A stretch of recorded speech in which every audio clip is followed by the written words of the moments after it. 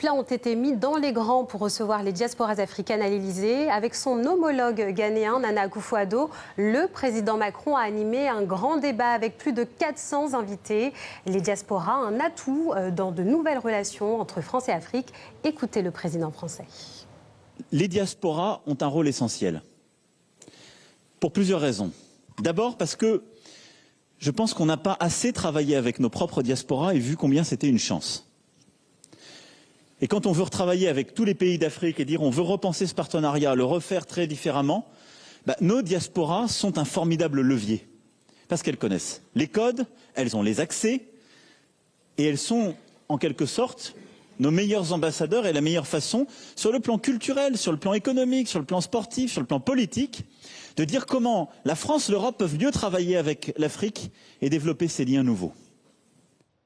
Ousmane Diaye, rédacteur en chef TV5 Monde, vous étiez sur place. L'Élysée avait promis un dialogue sans filtre. Est-ce que cette rencontre a tenu ses promesses?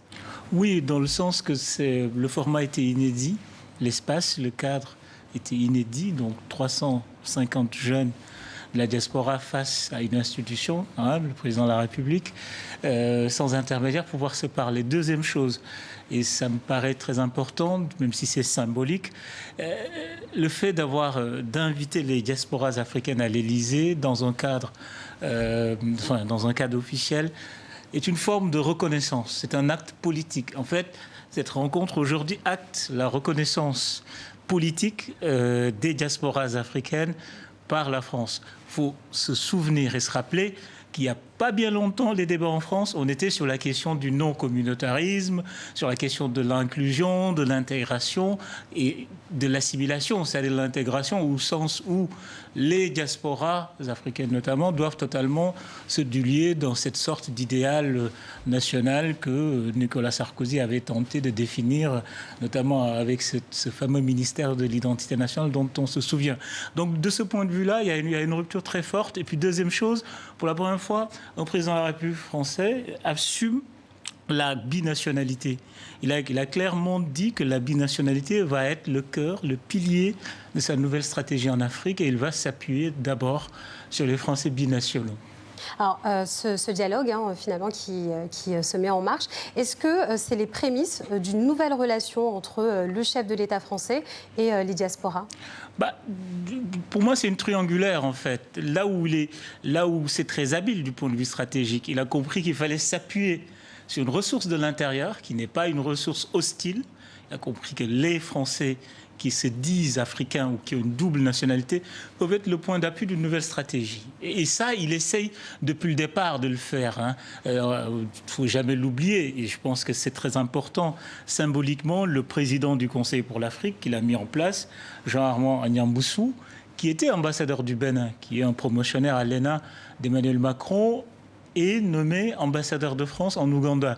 Donc on se retrouve avec quelqu'un qui, après avoir été en France pour représenter son pays de Bénin, se retrouve ambassadeur de France. Donc en ce sens-là, oui, c'est très habile. Et puis ça dénote, évidemment, enfin, il faut voir la suite, ça peut participer à construire une nouvelle relation, bien sûr. Alors Emmanuel Macron a beaucoup insisté sur le fait qu'il souhaite briser des tabous de la politique française. Lesquels et qu'est-ce que ça signifie? Écoutez, il s'attaque frontalement à la question du franc CFA. On a envie de dire il était temps. Il soutient d'ailleurs, il l'a dit, l'initiative des chefs d'État ouest-africains qui va se réunir ce vendredi. Il a longuement parlé, expliqué du tabou de la restitution des biens culturels qu'il a commencé à attaquer, un chantier qui est ouvert, dont il va falloir bientôt faire le bilan. Et le troisième tabou sur lequel il a beaucoup insisté, c'est ce qu'il appelle le tabou de la langue. Il entend par le tabou de la langue cette espèce de relation privilégiée de la France avec le précaré. Quand je dis précaré, c'est les ex-colonies. Donc lui, en partant de son expérience, il a insisté sur le fait que sa vie administrative est née au Nigeria, a beaucoup insisté sur la nécessité de construire des relations qui ne prennent pas les chemins seulement de la langue et de l'ex-colonie. La preuve, le président du Ghana était présent, il a souhaité faire cet exercice avec un président du Ghana qu'il a choisi, alors qu'il y avait d'autres présidents francophones qui séjournaient à Paris, comme le président Alassane Ouattara. Donc il sort d'un certain classicisme de la diplomatie française. Alors, il y avait beaucoup de jeunes dans cette salle cet après-midi. Emmanuel Macron ne s'est pas démonté. Il a réaffirmé sa position sur les frais d'inscription.